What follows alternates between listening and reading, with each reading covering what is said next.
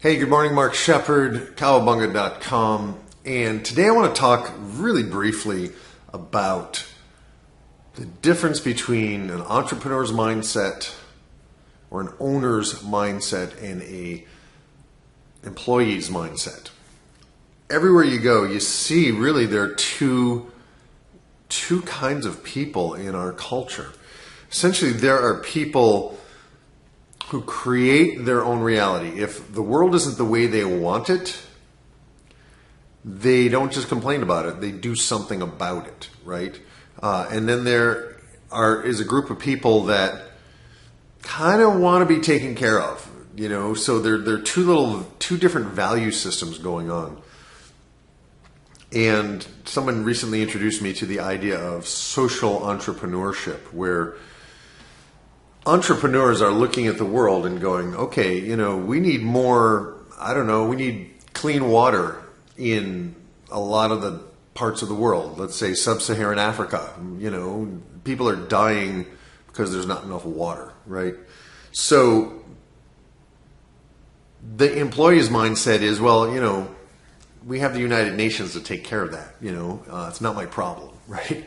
The entrepreneur, the social entrepreneur thinks, wow, what if I could find a way to sustainably get water to that area, and not as a gift, but as a self-empowering process. So what if I can create a process that, so the average village could, without a bunch of special equipment, could actually create a well that would draw clear water, but that wouldn't just, they wouldn't just be taking the water and dumping it into the sand. That they would now need some kind of sustainable agriculture, some maybe hydroponics, maybe aquaponics, some system so that you could pretty much drop it anywhere in the world and follow the steps A, B, C, D, and boom, not only create fresh water, but clean water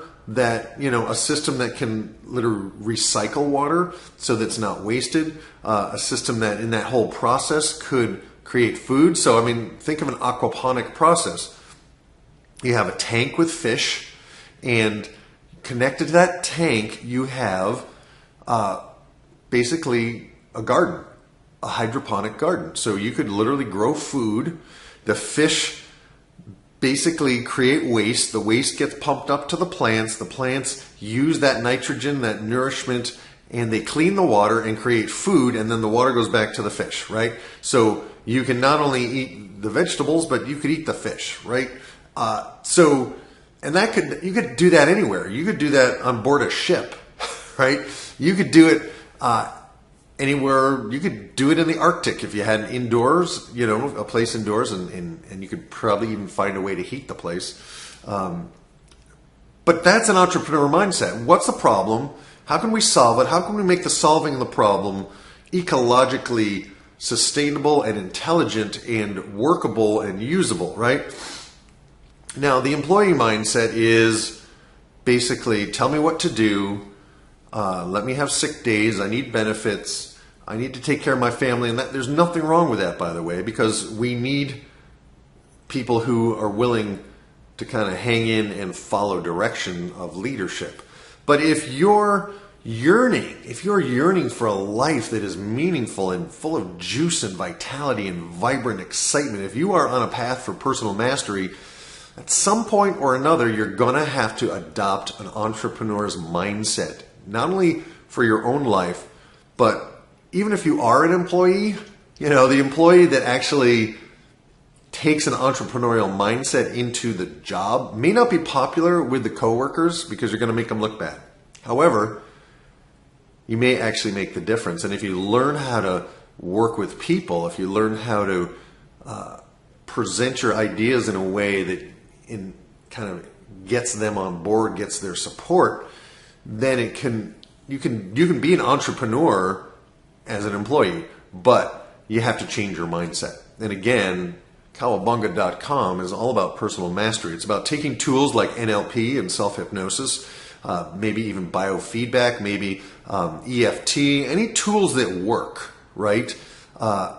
And learning from people who have gone before us, learning from the masters in history, learning from people who have solved problems, learning how their attitudes, how their methodologies enabled them to overcome obstacles and odds. And ultimately, this is the human condition. Our brains have been created out of evolutionary need because we needed to solve problems, right? There was no paycheck, right? On the Serengeti Plains when we came down out of the trees, there was no paycheck, there was no health insurance, right? It was either find a way to survive and thrive or you're going to be food for a lion, right? So in today's world, things are changing so rapidly, so intensely that it's blowing the circuits of a lot of people. And the only way to manage it is to become an entrepreneur. Because if you're an employee, let's say you're a state worker, right? Albany, New York, we have some wonderful state workers here who are really trying to do a good job. And, they come in for smoking cessation. They come in for weight loss because they're stressed out. They're miserable. They're trapped in their little cubicles. And yeah, they have some security. They have security. They have health benefits. If they get sick, they can take a day off. And the reason I'm even talking about this is because I have this little cold coming on. And I realized that if I was an employee, I could call in sick today. But I'm not. So I have a full day of work, and the only one that's going to do it is me. So I have to feel good, which is why I have to learn tools so that I can move out of my comfort zone, so that I can take exquisite care of my body, so that I have more energy, so that I'm healthier than I've ever been. And all of these things are taking place, but that's an entrepreneurial mindset. You need to take that with your body,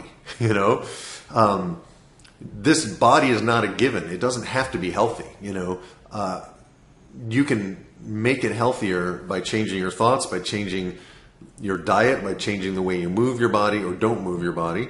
And ultimately, anything you really want in life, you have to have an entrepreneurial mindset to get it. So it is really seductive, the idea of, I have vacation time, I have days off, I have health benefits, I know my job is going to be there, they can't fire me because, there's a union or whatever it is.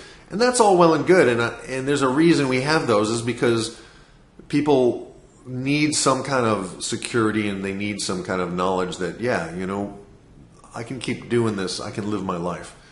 But ultimately, I see people who have the security, who have the benefits, who are eating themselves to death because they're miserable.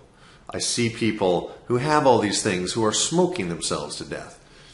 But the reality is, I don't have time for that stuff. I don't have the luxury of abusing my body, because if I'm not healthy, I don't earn money, right? So that's a different mindset. And I'm not saying it's better. I'm not saying it's worse. I'm not saying it's anything other than, if you want personal mastery in your life, if you want to continue to grow, to continue to enrich your experience of being alive, at some point or other, you have to take ownership of you. You have to take ownership of what's going on between your ears. As I love to say to my clients, the most powerful hypnotist in the world, who is it? It's the one between your ears.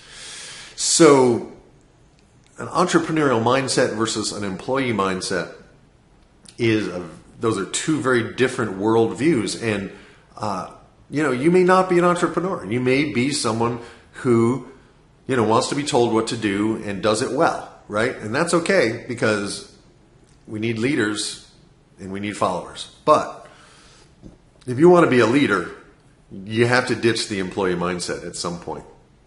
And it may be just in your own life. Maybe you're the assistant to the CEO of, a big company, and you do your job well, and you know that if you didn't do your job well, the company wouldn't run as well. So you have a certain amount of pride in your work. That's fine, but that's still taking an entrepreneur's mindset. It's like you're owning your part of this. You're owning your position. And ultimately, that's the best job security, because if you have these skills and tools that are necessary and vital, you have security. But if you're just kind of taking up space and living for the weekends and Friday night comes and you start drinking and smoking and eating and, soothing the pain, self-medicating, you might need to look at your life. You might need to look at the decisions you're making and the way you're thinking. That's all I'm saying. Cowabunga.com. Mark Shepard, are you an employee in your life or are you an entrepreneur? Are you a leader or are you a follower?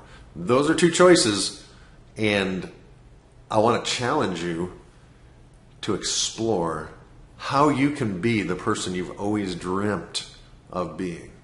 So Mark Shepard, Cowabunga.com, and talk to you tomorrow.